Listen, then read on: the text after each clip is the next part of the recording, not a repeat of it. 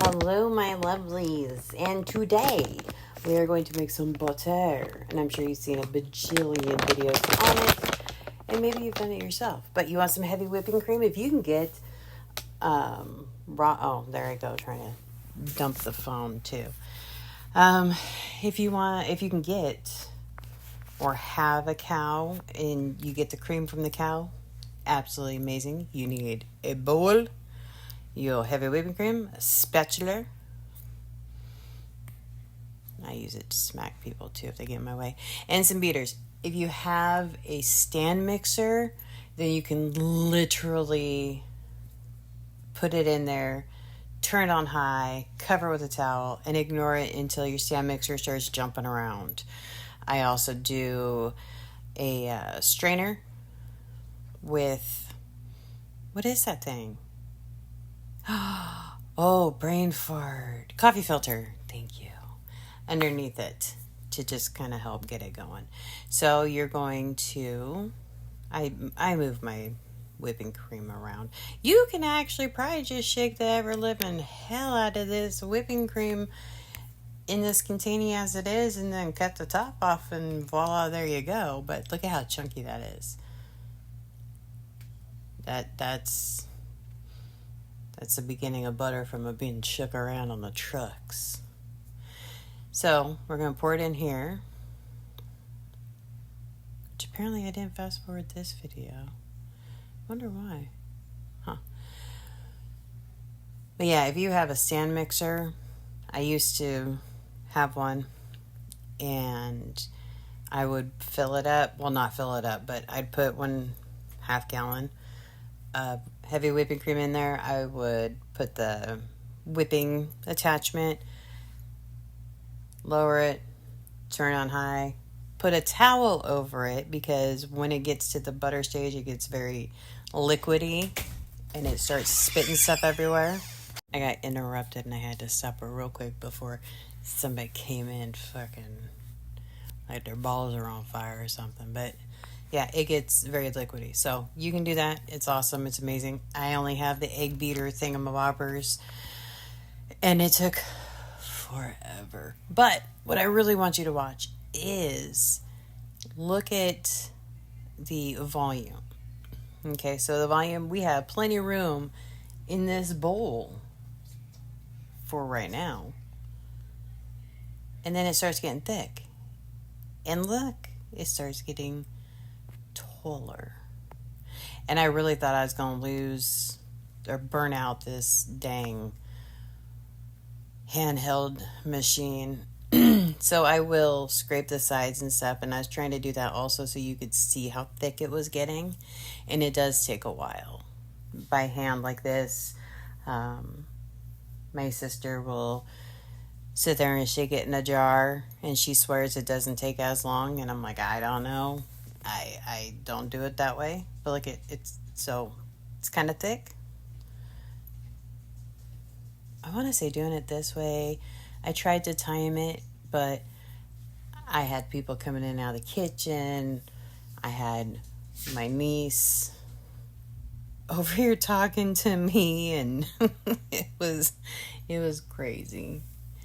She loves playing board games, so she kept, when are we playing a game? When are we playing a game? Girl, I'm making butter. Leave me alone.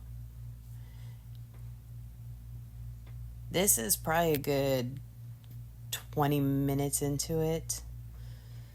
And one thing I like about the handheld is it goes all the way around. This one I had to keep moving it around, of course. But look at the volume. The volume's getting higher. So what happens is, if you've never made homemade whipping cream, yeah, the stuff that you put on like pies and things like that, you would do it this way. And I used to do it this way. And I still do when I make stuff, but we're out in the field quite a bit now. I won't lie, I got a little nervous that this bowl may not be big enough at some point because we really reached the edge. I thought we were going to overflow. I managed not to, though. But you would take your heavy whipping cream and you would beat it until it got nice and thick. Now, I will tell you a secret, an M&M secret. I don't even know what that was. What was that? Oh, my phone did something weird there. If you keep going where it's not a smooth whipping cream, but it starts getting a light yellow and kind of chunky, it is really good because you're almost to the butter stage. And so it's like an extra noms. It's just extra good. So you're going to get here, and this is where you have whipping cream. Yay, congratulations. Bye. Whatever you want to put whipping cream on, pup cups, whatever, you have whipping cream. But we're going to go beyond this. And so it takes a little while even after this. Not, again, hand mixer. See, it's starting to get chunky. And I think I tried to zoom in so you could see there's some milk in there, but not much. But see how it starts getting chunky like that? That's where you want your actual whipping cream. So I guess we're making butter and whipping cream. Because I'm giving you a hint. That, when it looks like that, oh, it's so good. So good. It's delicious. But anyways, you keep mixing until you feel like you're gonna, I don't know, throw the damn thing because you are so over it. Like, so over it. On this day, I made butter, and then the next video that I'll end up putting up is canning the butter. And then my sissy and I made jam that night too. So I was so over that day. I was just done. But you keep going. And what'll happen is you'll start seeing kind of little chunks. And you can do it in a food processor too. Food processor. I don't know if you can do it in a blender. I've never tried a blender, but I know that some people do it in a food processor. Basically, I think anything with a blade. I haven't tried it with an emulsion blender, but I might, because that son of a gun will probably be a lot quicker than these beaters. So next time I make it, I might try an emulsion blender, also known as a stick blender. But you can see a little yellow tint to it now. That's what you want.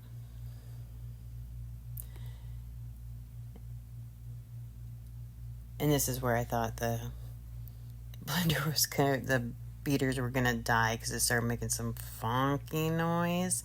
And then it almost starts getting loose again. Like, see how it's starting to lose its fluff? You can kind of see it getting wonky. And I'm kind of pointing at it so you can see it. And you're getting chunky. You're getting some chunks, and they're holding together. And then you'll start hearing the milk coming out of it. You'll start hearing, it sounds like water sloshing around. So, of course, the mister comes in. He's like, ooh, I dipped my finger in it. No, you're not, sir. You're going to leave me alone. Then you can see where it's starting to chunk up. And I just keep turning around and beating in those areas to try and get as much of it as possible. Again, stand mixer. If you have it, food processor, or you can get the kids involved and you can have them shake a bunch of jars. It really does work, and they probably get it done quicker. Just make sure your cream is nice and cold. So I keep doing this until I have milk at the bottom.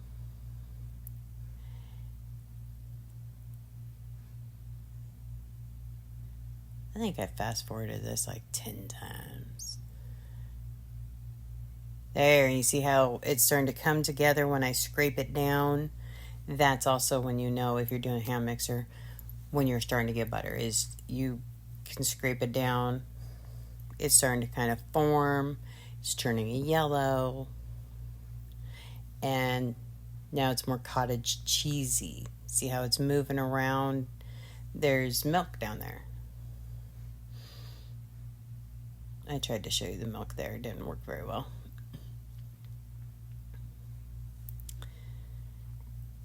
Can't quite see it, but you will. You can see it when I scraped it off to the side. If you go back, you could see it off to the right side where I scraped the bowl.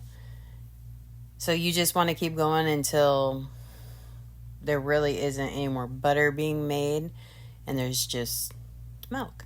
So this is where you can see the milk there, and it forms butter. There you go. There's a bunch of milk. So now I'm going to just scoop it all into this. You can use a cheesecloth. I have a coffee filter. I love coffee filters. I can just kind of set it and go. Cheesecloth, butter muslin, however you say it. You can put in that too. And then you're going to get some water and some ice. Ice water is the best. This is a step where if you're going to salt it, you want to salt it. So I ended up squeezing as much more milk as I could out. And that little Pyrex, it was a 2-cupper, had not even a quarter of a cup of milk in it. By the time I got done squeezing the pats of milk, you can kind of see in the background, I had almost 2 more cups of milk. And I end up saving the milk. And I use it in biscuits or on cereal, whatever. Now, it is not the same as cultured buttermilk. Cultured buttermilk is milk that has cultures in it that gives it that tang. This is milk left over from making butter. But you want to put it in the ice bath to help get that milk out, because that milk will make it go rancid quicker. Okay, so you just want to do that, and then maybe it was a cup and a half, but it was a good amount still in there. And then you want to take it, and I ended up breaking and squeezing some more. I wore gloves because your hands will get covered in butter. I mean, just absolutely covered. But right here is where you would add whatever salt you want. I don't salt mine because the foods that we prepare, make, whatever, usually have salt in them. And so if I need salt, I will add it, or like a seasoning salt, whatever, so I don't add salt to my butter. But yeah, this is where you would massage in your salt to whatever desired taste you want. Now, question, how would you store it? So what I used to do is I would make it into pats like this. I would put it in parchment paper and lay it, get it as flat and squared off as possible, and wrap it up in parchment paper and put it in the freezer. And I would make them, as thin or thick as you want. And I would just stack them in the freezer. And when you want one, you just pull it out of the freezer. And that's it. Easy peasy. There you go. You have butter and buttermilk.